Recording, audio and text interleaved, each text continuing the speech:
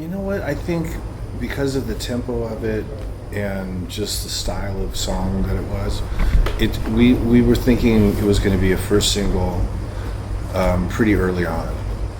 And all we were waiting for to see exactly where Myles was going to go vocally with it. And then when he put the vocal on it, it was just self-explanatory. Yeah.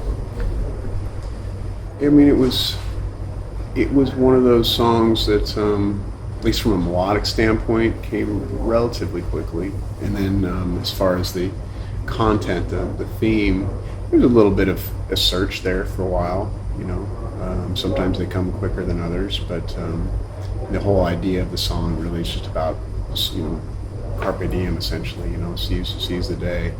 But it's very provocative at the same time. Yeah, I mean, its working title was "I Want to Pull Your Hair." I want to pull your hair. It always had that sort of sexy thing, Right. But yeah, I knew it was going to be a single as soon as he started singing the melodies in rehearsal. The main riff came from an older song. Oh, right, sorry, yeah.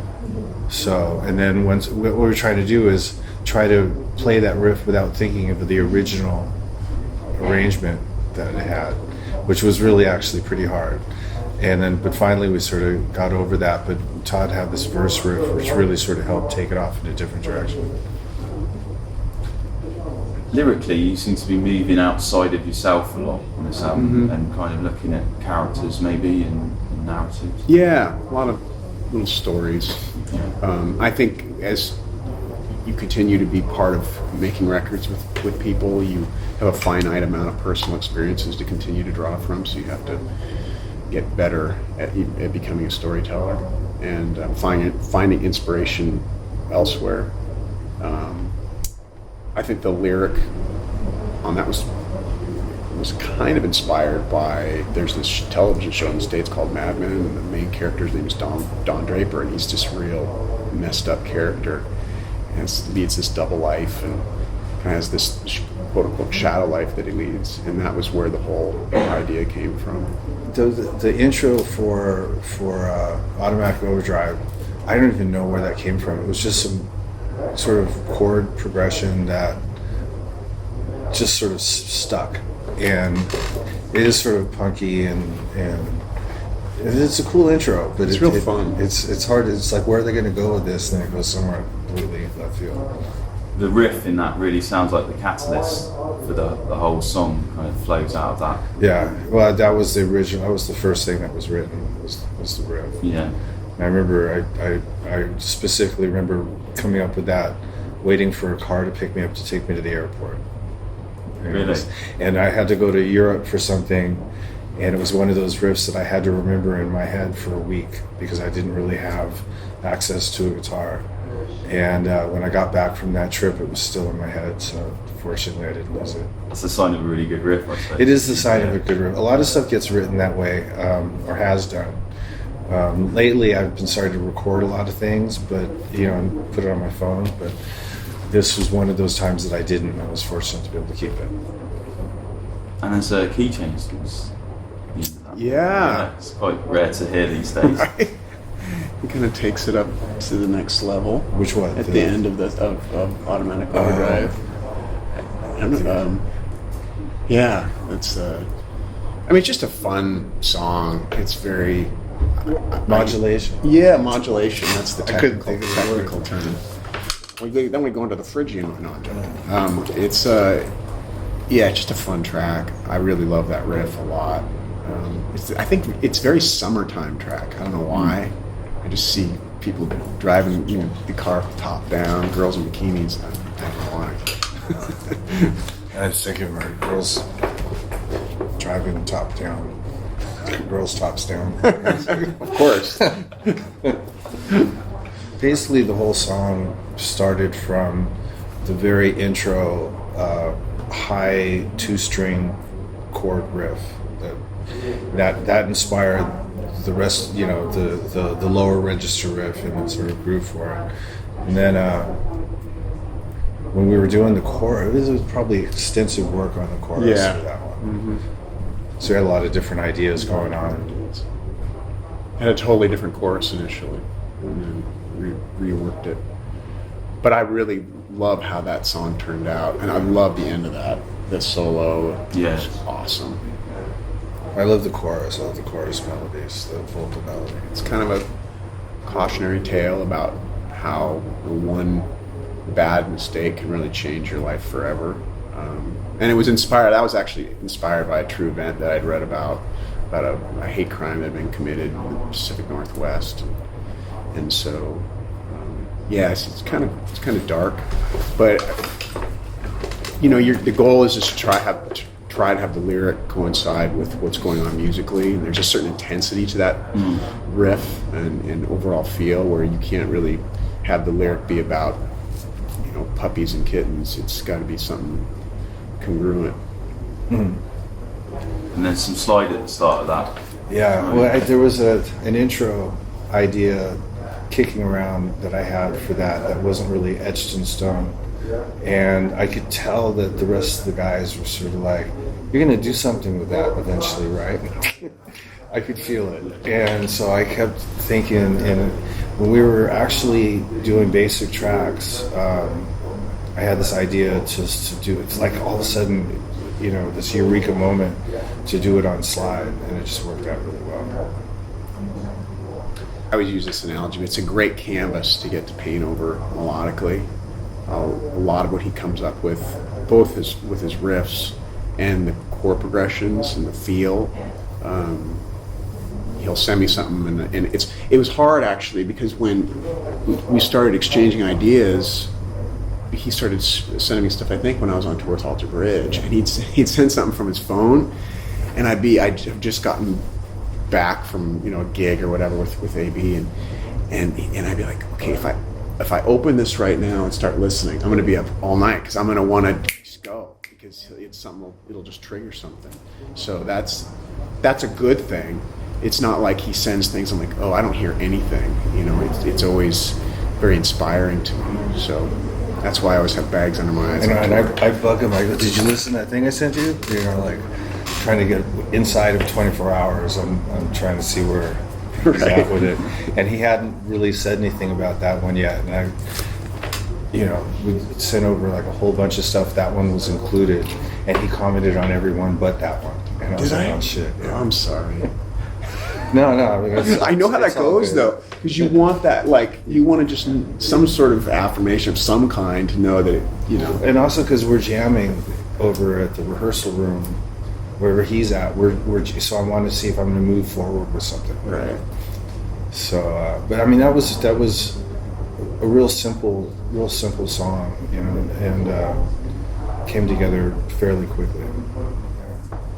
I when we were doing the actual, music for any of these songs, but that one in particular, it was I think the confidence of the band wasn't so much confidence as just very much developed a comfort zone amongst each other, so that we could do just anything and feel fine with it, and if I played you the original version of the riff, you'd be like, oh really? Just and I was a little embarrassed to show it to the guys at first, because it was just and I record everything on acoustic electric, so I'm not plugged in. I've just got my phone right next to it, because I know what it is, but trying to convince everybody else what I'm hearing is hard.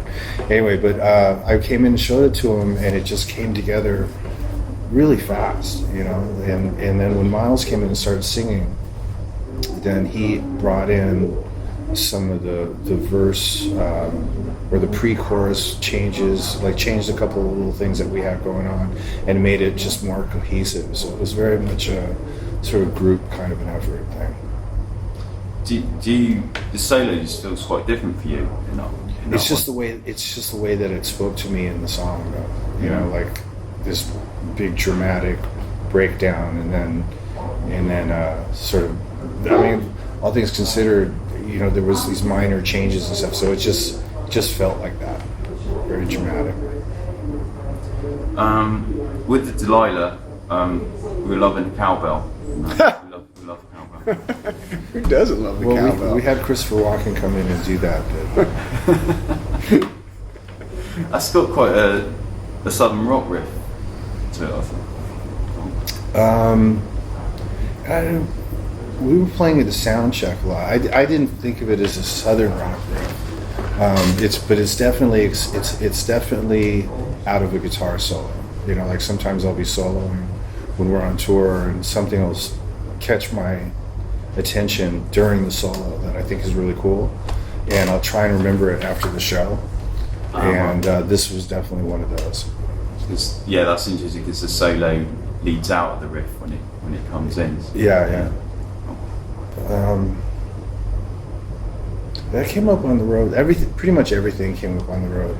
But that was just a little sort of slow riff, and I showed it to Myles at soundcheck, and he seemed to dig it. And so it took a while to sort of find the time to sit down and really concentrate on it. I didn't focus on it until I got home, and I played it on acoustic and started to really see where the chords were going to go and whatnot.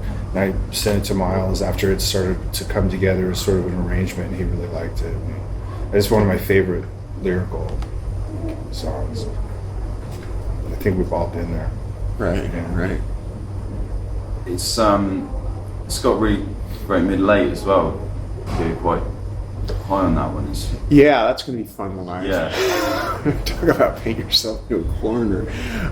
But you know what's interesting about that middle eight is that I struggled with it melodically, and at one point I actually brought it to Slash, like, I'm not sure, because that's a very unorthodox set of changes, at least not where it wasn't where my head would have thought to go, which is what's so great about it in the end.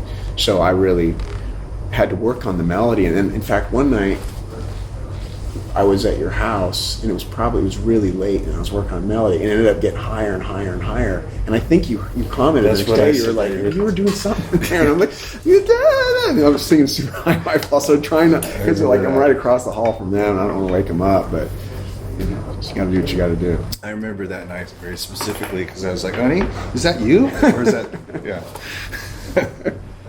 What about the outro for that one? When did that come into play? That was, we had the song. I mean, the first 4 minutes is just the one song, and then the vamp out is an additional thing. And it was really just the one song. And then the idea came to do something that was more of a sort of a chorus, like a, what's the word for it? Anthemic chorus. And he came up with this melodies, and we started putting the chord changes together, or something along those lines, and it just all of a sudden, it's really just one thing that just keeps building, but and it was pretty inspired, like the guitar solo came really easy, everything just sort of fell into place once he started singing this thing. I was actually, when I heard the solo, I texted him after I got the mix, and I was just gushing about how much I loved it. I mean, I kept playing it over and over because it kept giving me goosebumps. I love the way he improvises over that. It's really, really cool. I'll stop. He hates it when I say nice things. Well, I felt like the hook that he came up with on the guitar was so great. So why would you change that? Just was kind of a call and response sort of thing. And at one point we contemplated changing that, but I'm glad we didn't, because I think it's a strong hook. He establishes it right from the beginning of the song. There was an interesting little conversations about that. Right. You know what? It was never. I don't think I ever brought it to the band when we were touring. Mostly because it was. When the song starts, there's a heavy riff that goes on, and when it goes into the next part, it's the same riff, only it's done with these little chords. And I think it started with that. And when it was one of those things that I might have played around in front of the guys, and they were like, "Yeah, that's interesting." Anyway, so I sort of, kept it at bay. But it was something that in my head I thought was cool. So when we were doing pre-production, I developed the lower version of the riff, and I started jamming with the guys. And so we go through that progression a couple times, and I would just solo for half an hour, and it never really approached turning into a song. And it's like pretty early on. It's like, we'll just make an instrumental out of it. And I could tell everybody was like, yeah, keep it instrumental. But, and then so we came up with like a 2.5 minute version of it and just jammed over the top. But that's what I wanted it to be, sort of just like something that when we play it live, it can always be open-ended and very loose. Well, I knew that one was going to be definitely a dark song. I mean, it was. I love that chord progression. So I had a melody for a while, but the theme didn't come about till towards right before it was actually tracked. It's basically about the really horrible things that go on sometimes with clergymen and their young boys. So it's really dark. In terms of chord progressions, I know you didn't play on the record, but were you involved with any of the guitar chord progressions in the writing process? Just some things here and there where it's one of those things. If I hear a melody that maybe could go here, and so if he can change where he's going to help with that melody, like we were talking about earlier with the Battleground outro sort of thing. It just seemed like the obvious chord progression to use with that melody. But this record, was really it was the first record I've done since the first Alter Bridge record where I was really just focusing on vocals exclusively. Yeah. And I think it turned out great for me as a vocalist because it allowed so much more time instead of wearing two hats. Not to say I still love playing guitar more than anything, but it was a challenge for me too, because I wanted him, like he said, I want to just concentrate on the vocals, and I remember what he went through when we did Apocalyptic Love, where he's out on tour with Alter Bridge. We're doing all the pre-production, we're sending stuff back and forth. He's flying in every so often, so we're getting the arrangements together. We go into the recording studio and finish up pre-production because Eric Valentine had this great big room that we could play in. And then he flew in and literally had to come up with all the guitar parts really quickly so we could actually record live. And then come up with the because he comes up with the melodies, but then he comes up with the words sort of as he goes, and sometimes it's right up to the recording of the vocals. And I just felt so I could appreciate where he was coming from, but it was a challenge for me too because I knew what my one guitar part, my main guitar parts were, but then I had to come up with the other guitar parts. But which was good because there was a lot of ideas that came very naturally to me, so it sort of worked out. Do you guys ever get time on the road to sit down and have a jam just for fun as kind of two guitar players? Not very much. We did actually in the studio. Yeah. That was fun. Actually, we just started playing some blues, and that was a blast. Just unplugged and yeah. Final question: are there any albums that you're currently listening to a lot, or an album or a band that you want to give a shout out to that's really caught your interest lately? Well, he got me turned on to. Well, you should say it. I have a hard time saying it in the front. I believe from Norway, Cavellatak. Oh yeah. Oh man, so good. The guitar parts are so brilliant. Like, love that band. And so that's one, and then the other one was Gojira, and I was fortunate enough to go see them both playing together recently, along with Mastodon. It was one of the best concerts I've been to in a long time. I wasn't expecting those two. Yeah, it's awesome stuff. I found that the most innovative and most interesting stuff going on in rock and roll right now is in the metal bands. It's not really so much in what you consider straight ahead rock and roll. It's in the metal stuff. What do you like about Gojira from the guitar perspective? It's quite rhythmically, they're quite I think they're brilliant.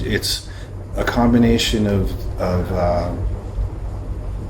the way they do the double bass and the guitar riffs together, along with these chord changes, and then there's a lot of melodic harmony, harmonic stuff that's going on that makes it very sort of epic sounding. But it's very, very musical. It's not just pounding away. You know?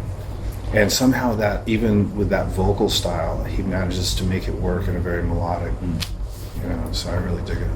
It's very creative, like the way he does the pick rake thing. Yeah, what is that? He It's said not it- just a pick rake. No, It's- he showed it to Mark and I once. Yeah. We were actually, how do you do that? He said, you just take the thing and go across the strings like this, and he just made it look easy, you know, like.